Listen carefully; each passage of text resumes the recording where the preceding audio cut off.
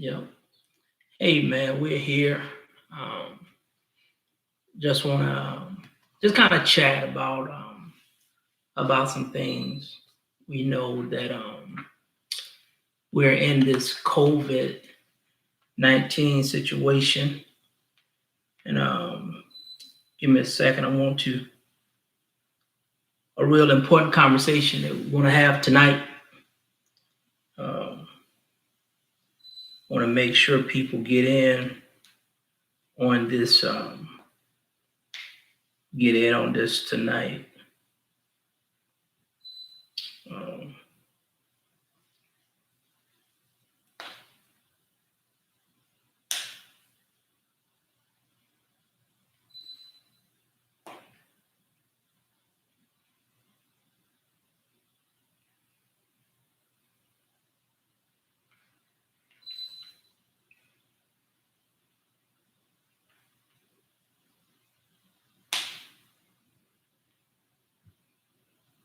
um, we thank you all for coming um, tonight. Um, this is what's your name? Elise. That's Elise. I'm sorry. Many of you are. We'll go back to listen to this later, but Elise is my daughter. Just celebrated um, birthday on yesterday. Um, 16 years old. 16 years old. But we really just wanted to have a real conversation centered around young people, relationships with parents, and a key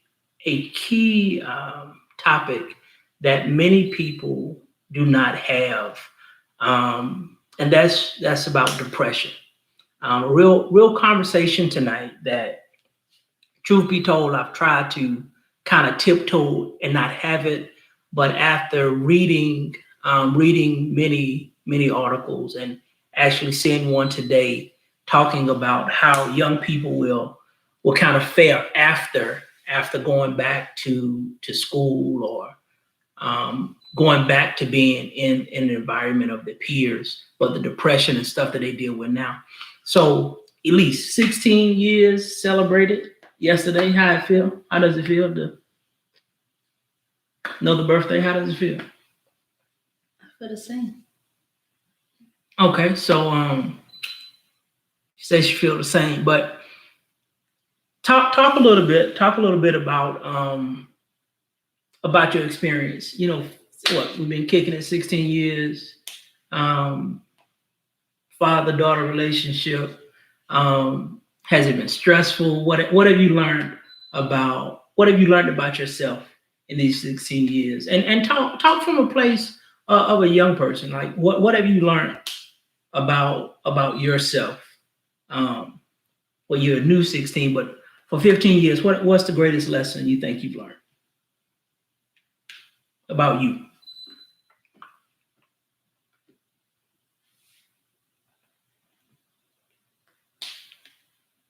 Um, I don't know. I guess would be a better person than people. A better person than people have led me to believe I am. I don't know if that makes sense. Okay, okay. I guess you could say my worth is greater than what people. Sometimes see. Right. Okay, okay, But that's something that I had to like find out for myself. Like, okay. Just kind of okay, learning your worth. Um, and talk about some of the challenges growing up in a single parent household. Just being in a single parent household. Talk about some of those challenges. What has it been like, or has it been challenging? it's been very challenging. Um,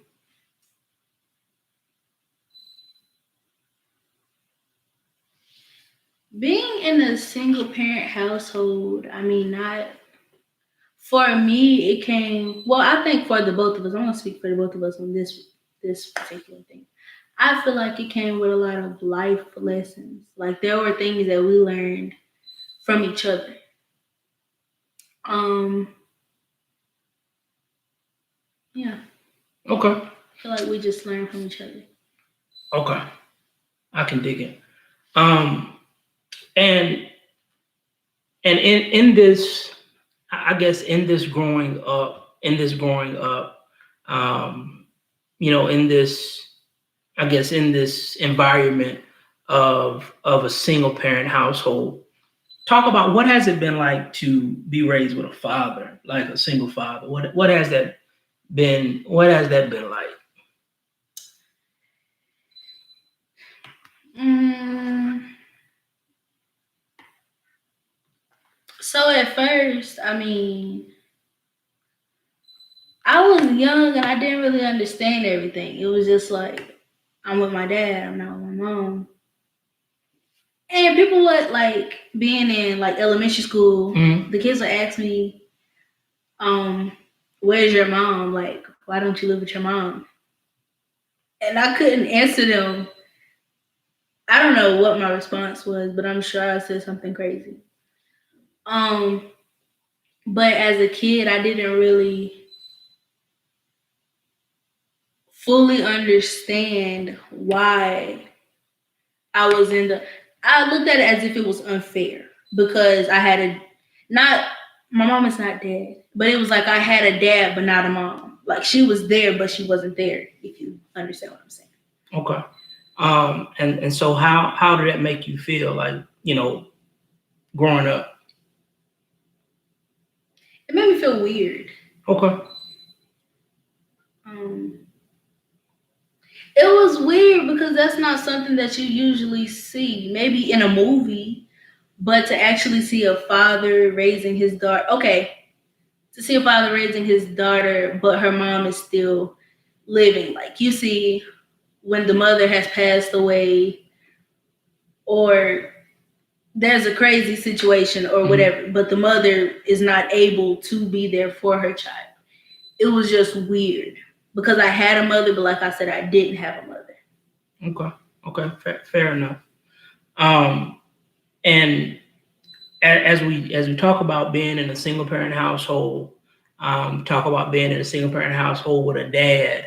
Um, when were there ever times when you just didn't feel like comfortable talking about life issues, like when it came to life stuff, like transitioning from a little girl to now a young lady? Were there times when you just really didn't feel like having a conversation? I mean, yes, but it's like it's just me and you. I mean, y'all can talk to the Lord, but there's only so many answers I can get from him in that moment. So my other choice was to talk to somebody, and he was there during the moment, so he was the one that I would talk to. Okay. And while we're in that same vein of talking, and for those of you that just joined tonight, we're just having a one-on-one conversation, Elise and I. Um, You can still see yourself in the um, chemistry. it might go off. No, it might go off. Just having a real conversation tonight, Elise and I, about parenthood one-on-one, and also talking about a word that we try to shy around. We try to jump around and not really deal with, and that's depression. So if you know parents, man, invite them to this live tonight. We're talking about real stuff. We're talking about life. So she's talked about being raised in a single parent household. She talked about being raised by a father. So let's talk about those times when life didn't feel fair. Let's talk about that. Let's talk about the times when just trying to navigate through friendships and schoolwork and all of those things. Talk a little bit about that. And I guess let me build it up. maybe about 2 years ago. About 2 years ago. Um, Elise went through a hard time, just kind of dealing with life and friendships in school, middle school, and then depression kind of set in. And as a father, you know, depression and suicide for young people is really serious. And oftentimes, parents, put this facade on like everything is good. But as a young man and then as a father, then also, no, you're moving too much. I'm trying to get comfortable. And then, also as a pastor, when you're trying to work with everybody else's kid, when you're trying to encourage everybody else, sometimes in life, the unfortunate thing is sometimes you miss out on being where you need to be at home. And I never thought that I was missing it, but there was a time when, my clockwork was just work, work, work, work, make sure bills are paid, make sure we got food, make sure lights are on, make sure car not being repossessed, make sure everything is at the house. But while I was doing all of that, slide over this way, or we might need to switch seats. While all of that was going on, she slipped into depression. It was one day I was at work and she sent me a text, and it was simply, and the reason we're talking about this is because I've read 2 articles, and one recently as today, that talked about young people in their depressed state, young people and their mental capacity as it relates to COVID, being socially disconnected from friends and school. And so we've talked about this a couple of weeks ago, but tonight, I said, hey, let's really sit down, let's have the conversation. And so this conversation isn't to call anybody a bad parent. It's not really to make anybody afraid, but really talk about the depression that our young people deal with. There are some young people that deal with depression and, attempt suicide and they succeed. Then there are some that attempt it, they try to do it, but they don't succeed for whatever reason. And we just wanted to kind of talk about that, just trying to encourage young people, try to encourage families to really have a conversation just about depression. And so, leading up to it, there was a lot of stuff going on in school, a lot of shutting down on Elise's part. And so one day she just sent me a text. She was just like, hey, tell my family I love them. And at this time, I was probably 45 minutes away from home. And this is a conversation that many of our family, they don't know about. Close friends know about it, but because as a father, as a pastor, it was a little embarrassing because I felt like I had dropped the ball. I felt like that I was missing some things. And she sent me a text. She said, tell all my family I love them. And so my response as a father was, where are you going? Why you can't tell them? And immediately my heart dropped. And I rushed home 45 minutes away. And I got home to find her, just crying, upset. So just kind of talk a little bit about what you was dealing with. And once again, the reason we're talking about this because there are young people that really need to hear this. There are parents that need to have this conversation with their kids, but they're afraid.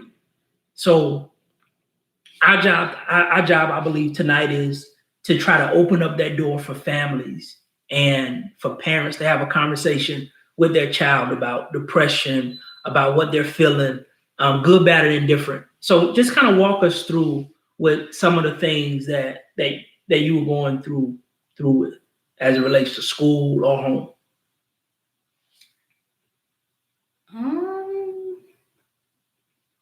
It's like when you're sad, everything just hits you at one time. Talk a little louder. When you're sad, everything just hits you at one time. So in my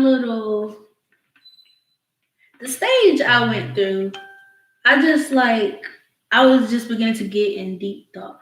Like, yeah, there was stuff going on in school, but I don't think it was stuff going on at home at the time. But the stuff that has happened, it was just like everything was hitting me at one time. Like, why did this happen? Or why didn't this happen? Or why am I in the situation that I'm in? Like, I don't know. But it was just like every little thought was hitting me at one time. And I don't know. I don't know. It was just a very sad moment. Okay. So walk us through, um, because once again, this conversation is a challenging conversation to have because as parents, we all think we're doing a great job. We all think that we're hitting all the marks. But the reality of it is, as parents, sometimes we drop the ball, not on purpose, but sometimes we really do drop the ball. And when she experienced the state of depression as a parent, as a father, I was trying to figure out where did I go wrong, where did I miss it, where did I miss the mark, where did I not talk enough, did I not leave the door open, the open door invitation? I mean, where did I drop it? So just kind of walk us through the day you sent the text. What was going on? What was going on? Everything. Why are your eyes doing that? What? Go ahead. I can't see. Everything was hitting me at one time. Like I said, I mean, Like when you say everything, what's everything? Once again, because our job tonight is to kind of help open up the doors for other families to have this conversation. So what's some of the things? You don't have to say everything, but just say enough. Was it school? Was it friendships? I mean, just it was school. It was my friendships.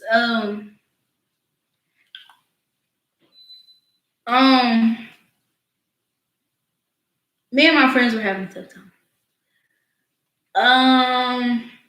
And that I don't know. It was like we were supposed to be so close, so for everything to go the way it did, it just I don't know. I wouldn't say it stung, but it went deeper than a sting. It was I don't know. It was like they burnt my limbs off. So pretty much I guess the sting of friendships breaking up or issues with friendships. All right, and I think that's a good place to kind of segue, but stay on topic. As a parent, man, it's been hard not to pick all of her friends. Just because as a parent, you want your child to be safe, you want your child to be around positive people, you want your child or children to be around people that's going to give them positive influence or give them great advice. But the truth of the matter is, that parents, we can't always pick their friends. So one of the things that I was really challenged is just trying to let her decide or go through the tough parts with picking friends or who's good for you and who's not. And I think as young people and as parents, sometimes we want to shelter our kids from all hurt, harm, and phony people. But sometimes they think they know more than we know, and unfortunately, they have to experience some things that we're not able to protect them from. So let's go to the day you send a text, and sending the text. What was going through your mind? But once again, we're trying to open up that door for families to be able to talk about depression. We want to be able to open up this door tonight for when we get off live, when we get off of YouTube, families would be encouraged and compelled to talk to their kids about depression, talk to their kids about what they're really dealing with, good, bad, or indifferent. So talk about the day you sent the text. What was you say you had a lot going on, but as you type in the text, as you send in the message, what were you saying? What were you trying to convey? That I didn't want to be here anymore. Okay, I mean, I know that, but they don't know that. So I need you to verbalize that. I know, but they don't know. So not wanting to be here anymore. Did you think life would be better? Did you feel like you was going through too much that you couldn't handle? Like what was it? Yeah, in a way, I felt like life would be better.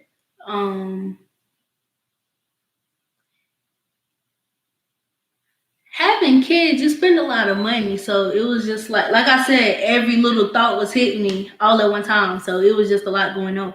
So I've had the thought, like, of course, when I was younger, I would like get in trouble and I would think, well, if I wasn't here, this wouldn't happen. If I wasn't here, that wouldn't happen, and we wouldn't be in this situation. So thoughts like that was hitting. And that's basically what I was thinking about. Like it would really be better off. It wouldn't be, I don't know, it just wouldn't be as much, like y'all wouldn't have to, I guess you could save more money. I guess you could say. Okay. So you're deciding, okay, I'm basing my decision to take my own life to make everybody else's life a little better. Right. And the truth of the matter is, we don't know how many young people have those thoughts. And once again, this is a hard conversation. Not so much for us because we've had it, but I'm almost positive there is somebody looking at this video right now, or will look back at this video, and you need to have the same conversation with your children or with your child.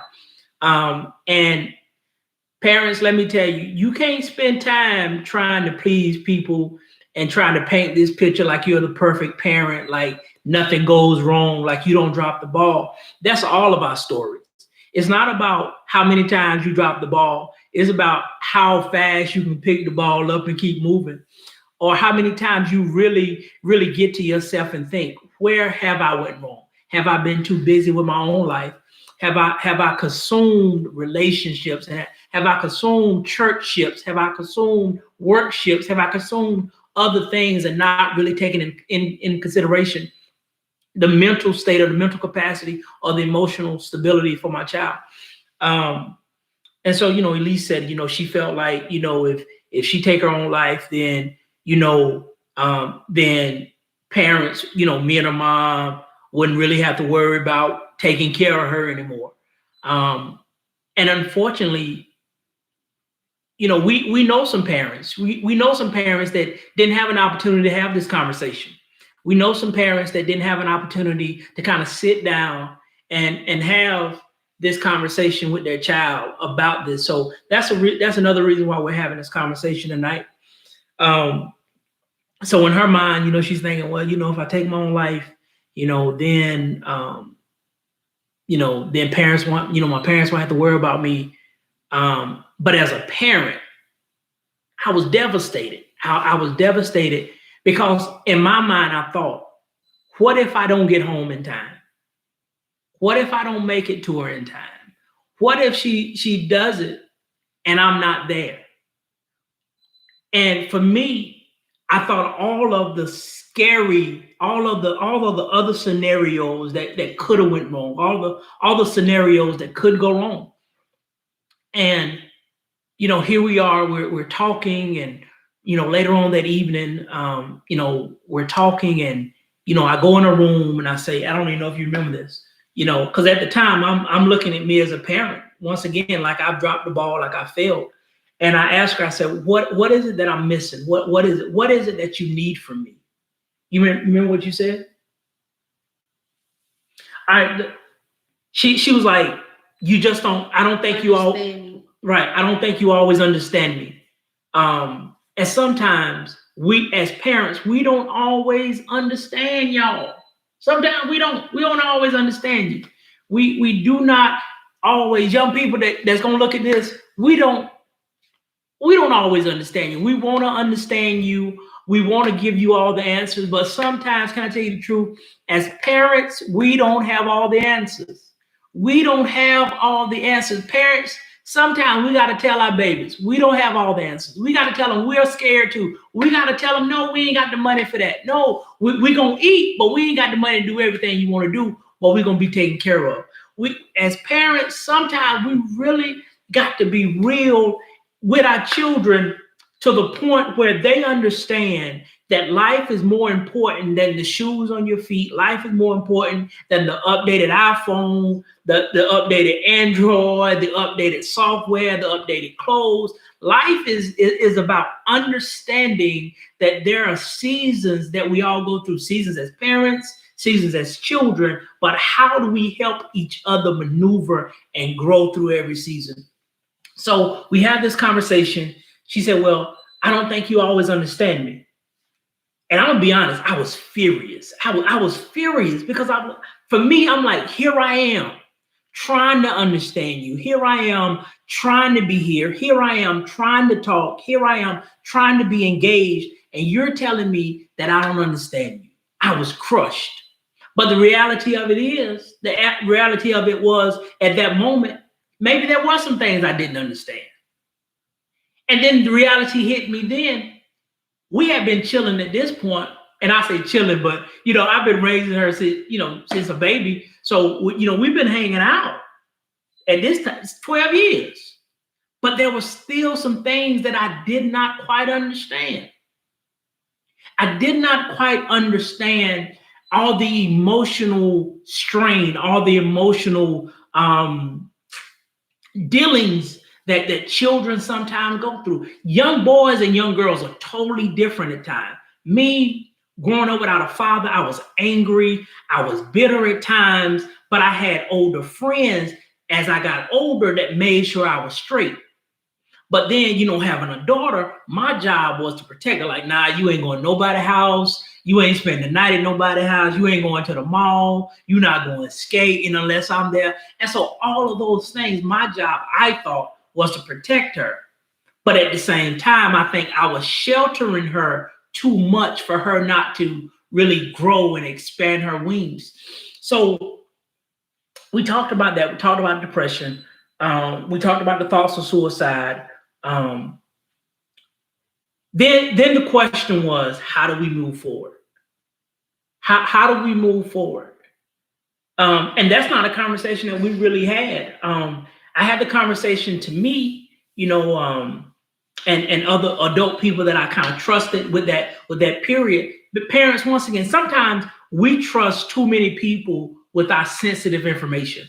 Parents, we can't just trust everybody with those sensitive moments that we're dealing with. However, there are times that we must share what we're dealing with. And then there are times that we got to keep it in a close knit, because the truth of the matter is everybody, even as a parent, everybody don't want you to be successful as a parent. That whether you're single, married, divorced, widowed, everybody don't always want to see you successful as a parent. And sometimes, as I told her, sometimes people in your circle don't always want to see you succeed as a child. You could be making straight F's and somebody can be jealous of you. You could be making ABs and somebody be jealous of you. You don't always you don't always have to try to play in to what people are doing. And so once again, as a parent, man, my question was, how do we go forward? How do I go forward as a father? How do I go forward as a youth advocate? How do I go forward as a worker? How do I go forward as a pastor? How do I go forward? And I didn't know. I didn't know, because the truth of the matter, life had to go on. After the depression, life had to go on. So I battled daily. Do I leave work early? Because I really didn't know if she was going to do it. Matter of fact, let me ask you, was it just talk of the feeling, or did you actually have a plan how you was going to kill yourself? I honestly don't know. It was like, I don't know. It was like I was in a movie. Like, usually in movies, when you see people commit suicide, they're in the bathtub. And majority of the time, it's a female. She's in the bathtub. She's ran the water, and she's just sitting there crying, and she'll slit her wrist. But I don't know. I had an in the movie moment, so I just grabbed a knife, and I was like trying to find places on my body, and I was like, no, no. So I don't know. I didn't really think anything through. It was just this is how I'm feeling, so act now moment. And that's and I wonder as a parent, how many young people have had that thinking the act moment, and they did something that they couldn't take back. How many times have young people been so overwhelmed with life and they felt like the best thing they can do was to take their own life? Um, and at that moment, there was a real moment. There was a real season for us. And honestly, man, I was hurt. I was embarrassed. I was afraid. But I had to figure out what next. So you're saying that it was like a movie type feeling, but you didn't go through with anything. You didn't cut yourself. You didn't take no pills or nothing like that. I didn't. No. Okay. At any point in time while you was dealing with this or after the fact, did you ever think about praying? Did you pray? Oh yeah, I prayed that night. And do you remember any of your prayer? Because once again, let me catch you guys up. We're having a real conversation about parenthood, single parenthood, and youth depression. And you can kind of go back and look at it, but now we're talking about prayer. We're talking about the act of faith. Because there are parents that have been afraid to have the conversation of depression with their children. There are parents that lost their child to suicide. There are parents that lost their children to drugs and alcohol and into the street life. But I told her that this is a conversation that I wanted us to have, to open it up to other parents, to the world, because we want families healed. We want families to have heart-to-heart conversations, and this is the greatest time to have them. We know life is a little different, the norm's a little different, but while we're sitting in our homes, we got to take a moment to have real conversations with our children. So talk about the prayer. Do you remember the prayer you prayed that night? It was. I guess it really wasn't a prayer. It was just like I need help and I need it now. Like Okay. I was just saying I need help. And I guess I don't know if I was saying that for myself or if that was just my cry to the Lord or what. I was just saying I need help. And since that moment, what, 2.5 years ago, where are you now? Do you still struggle with depression? Do you feel like you've overcame those challenges? Do you feel like there are still some things that you're not settled with? What do you feel like? Like where are you now? Where are you now? What do you mean? Like where are you now? Do you still think about it? Do you still want to? Are you still depressed? Do you still want to commit suicide, or do you still want to hurt yourself? How do you feel? Like where are you now? Where are you now? No, I don't want to hurt myself anymore. Depressed, no, but I do get sad. But it's like I don't know. I guess hormones, because I get sad over the littlest stuff. But Go ahead. wait, that's not a word? I don't know. Go ahead. Oh my gosh. But the smallest things. The smallest things. I mean, I guess it's hormones. I'm a young female and my emotions are all over the place. So yes, I do have the days, the hours, the minutes, whatever that I do want to be left alone. And it's not necessarily depression. I just don't feel like talking. And I think that's healthy that you know that. But sometimes parents don't always know that. Sometimes Right. Parents don't always know that. But then sometimes as a parent, and you won't understand this until you become a parent years down the road. 30 years down the road. Yeah, right. Yeah. This video will be about something totally different. So as a parent, when parents have dealt with a child that's in a dark place, if you will. Sometimes parents worry. So, but it's not always, I wonder if they're depressed. Sometimes parents' question is, I wonder if they need something. I wonder, has anybody hurt them? I wonder, what are they dealing with? So parents may not always think that there's depression, but parents I think it's safe to tell parents, hey, I'm just having one of my days, And I'm glad you said that. Okay. Why are you glad I said that? Because, you remember the day I was crying at school and you kept asking me like what was wrong? Okay, yeah, keep talking. I'm hearing you. I had I wouldn't call it an outburst because that's so unprofessional. No. But it wasn't an outburst. I cried for. I wish I could say it's for a reason, but sometimes I just feel like crying, so I cry. Okay. And this particular day, I don't know what was wrong with me. I don't think it was anything at all, really. But I was in the hallway and I just broke down crying, and my dad emailed me and he was like he was basically asking me questions like, what's wrong? Is there anything? Like concerned questions. And I'm just like, no.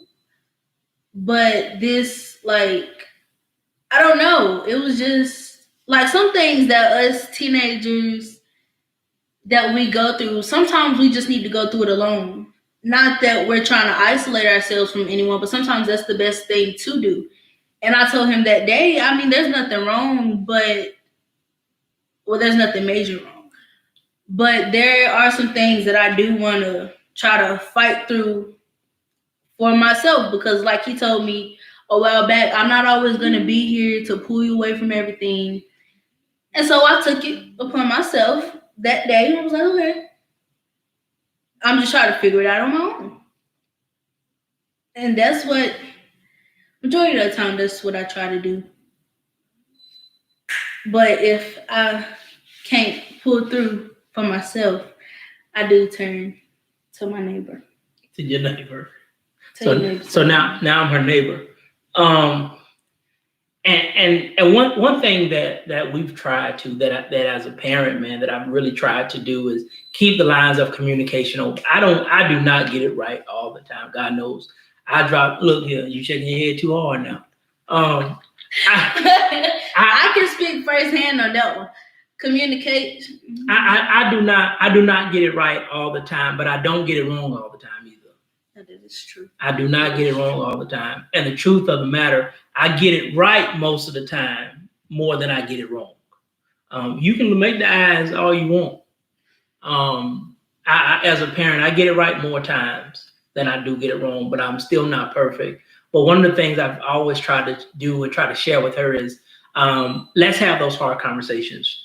I remember one night I probably had just finished cooking, and she asked me. I think there may have been one of her friends or peers that ended up getting pregnant, and we talked about having children early. And I think I slipped the cuss word out. Because just to think of her being in that place where she's sexually active, and now there's a child finna come in this world into a family, to this family, and this is no knock to anybody. Life is precious, but one thing I try to share with her, you're not ready for a child. You're still growing up. You still got life to live. Wait. And in the perfect world, I want you to wait till you're married, till you got your house and the picket fence, all that good stuff, whatever that looked like. Only because I don't want life snatched away from her at a young age. I want her to be able to really, really defend for herself. Not saying kids are bad. I got a child and a diploma in the same week 16 years ago, and it changed my life. However, I was not mentally prepared for a child. I was not mentally prepared. Emotionally, I was not emotionally prepared for a child.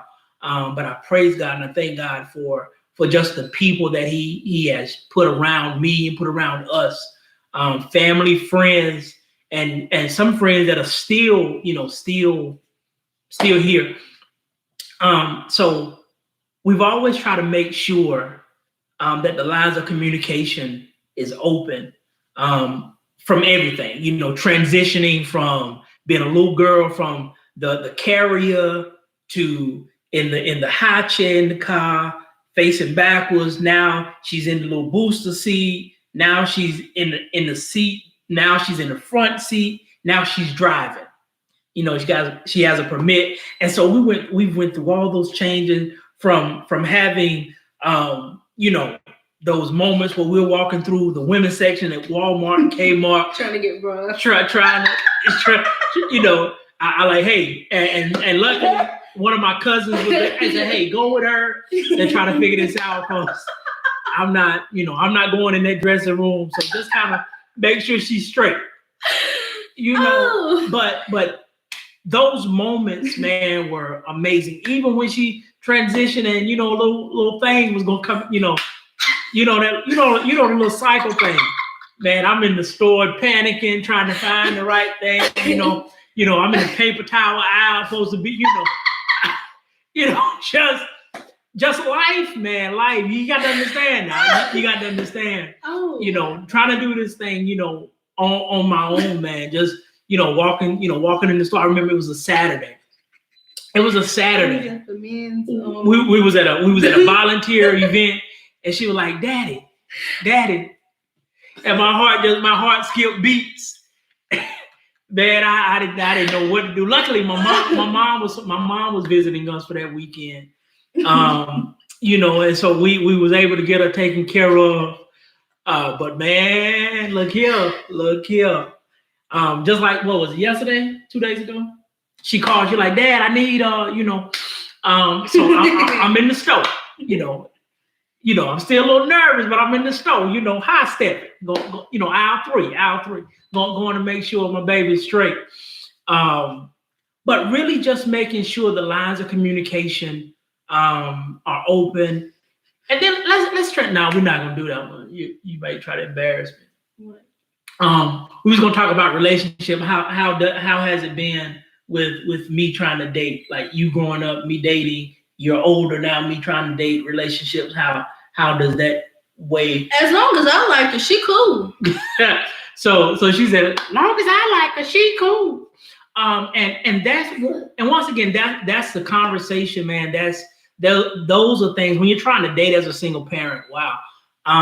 And I've always been that parent where if I'm dating or involved, my child would never know, unless there's someone that I feel is very special to me, that I want her in our lives. And even gonna be my mommy. Even with relationships, I think the hardest thing for me in relationships, not really relations, my hardest thing with females, there have been times when females have tried to get close to her and thinking that was going to draw me in. No, ma'am. No, ma'am. Right plan, wrong family. And one thing that she's always said, she's very respectful. And I've worked with young people now for 25 years. Thank you, Amber. I like her. I don't know. One thing that I really try to do is really try to make sure whoever I brought into our lives. Now, it's one thing if you in my life and we hanging out, we going to the movies, we chilling, whatever. But it's another thing when you in our family, when it's three of us, and I say three. I'm a father of three girls, but Elise is with me every single day. Lord bless me. Whatever. But it's important that whenever the relationship with me and a young lady, when that's intact, and she feels like, oh, I really admire her, I really care for her, I want to hang with her, blah blah blah blah blah. That makes me feel good. That lets me put my guards down. But then there have been some times, man, when a few done slept through that, done kind of crept, got through there. with being close to her, trying to get close to me. And it was just like, you can love her. They ain't got nothing to do with me. You can hang out with her, but you ain't hanging out with me. You can take her to the movies, take her to the mall, whatever you do, that's on y'all. But they ain't got no merit with me. You ain't get no brownie point. Long as you bring her back, say we good.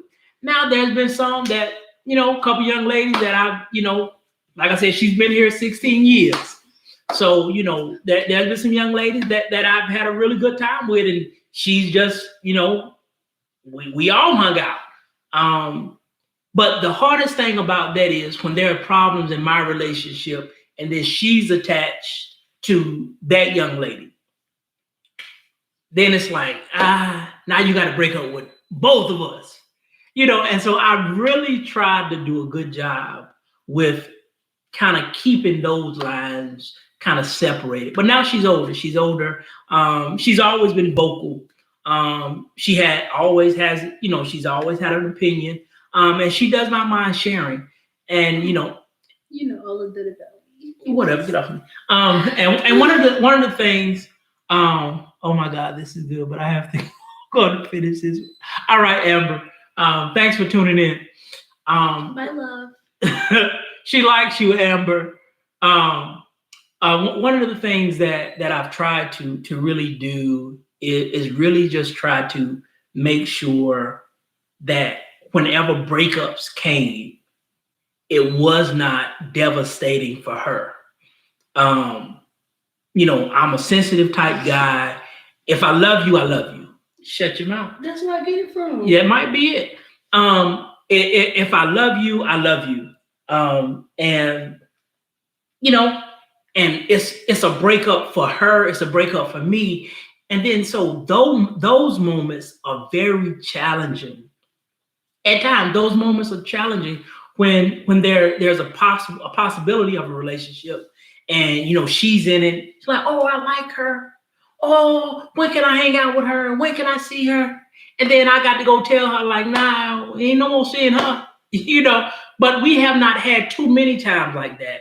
But too many of those times. But we've had those times, and those times have been sometimes very emotional for both of us. So once again, we're talking about being a single parent. We're talking about raising a child. We're talking about dealing with depression. We're talking about lines of communication. And our overall goal, man, we've been here about an hour, but our overall goal is really to just try to encourage families, whether you're single or married, you got kids in the house.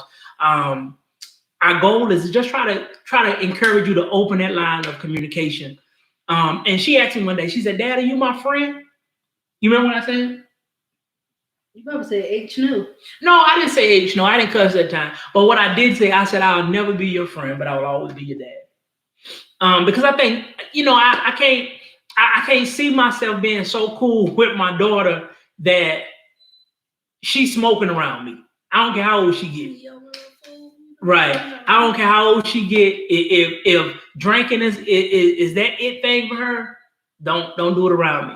If cussing is her it thing as she get older, because I believe she cuss now, and I know a little friend, she's 16, so I'm pretty sure her little friend, they together, they cuss and blah, blah, blah. But I've always said, if I hear it, I'm going to pull your tongue out, of course I'm not going to do that. Y'all don't have to call DSS home, man. I'm just playing. But just to let her know that we'll never be friends, but I will always be your dad. And sometimes I feel like she tried my gangster. Sometimes I think she tried my gangster. But all in all, man, being a father, once again, a father of 3 girls. I have 3 girls. Elise is with me every day, for the most part, unless she's with her mom or she's working. She works now. She's making a little change for herself. But even in that, man, we've talked about money. We've talked about finances.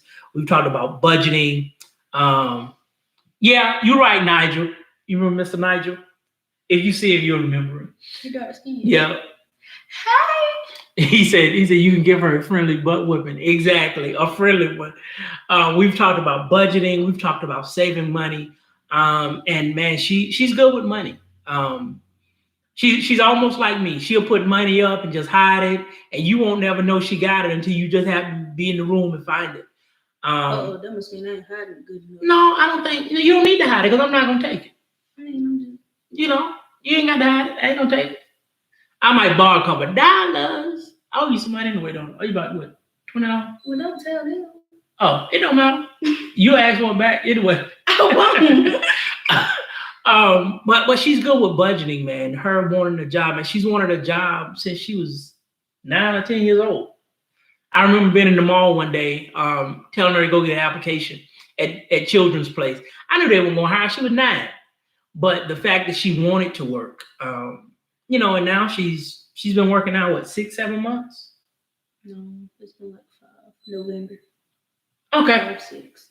Oh, it's been 6. Okay. Okay, so she's been working now 6 months, and really good with her money. You know, with some guidance. You know, I let her put some of it in her savings, some of it in her checking. Savings she never touches. She will not touch that till she turn 18 or graduate from high school. But then there has to be a plan in place for her. She's just not getting her savings and then out here just doing whatever. No, there has to be a plan in place. So as we transition and get out for tonight, and if you all enjoyed this, man, let us know. Let us know. Put it in the comments. Shoot me an inbox. Go to YouTube. Solomon McCauley is my YouTube page. Go to that. Leave some messages. Leave some comments. We want to really encourage this dialogue with families. The good conversations and the bad conversations. So as we end tonight, once again, we talked about depression. We talked about being raised in a single parent household. We talked about being raised by a father. We talked about depression, the thoughts of suicide. We talked about life and relationships. What's one thing that you want to leave tonight? Anything that you want to your peers? Say something to your peers. Say something to a young person. That's gonna be my question.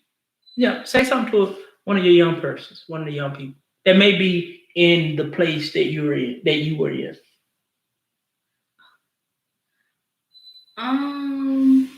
Think it through. When you say think it through, what does that mean? Like something I didn't think about until the situation was over with. But yeah, I thought things were gonna be better when I wasn't there. But how would that affect the people after I was gone?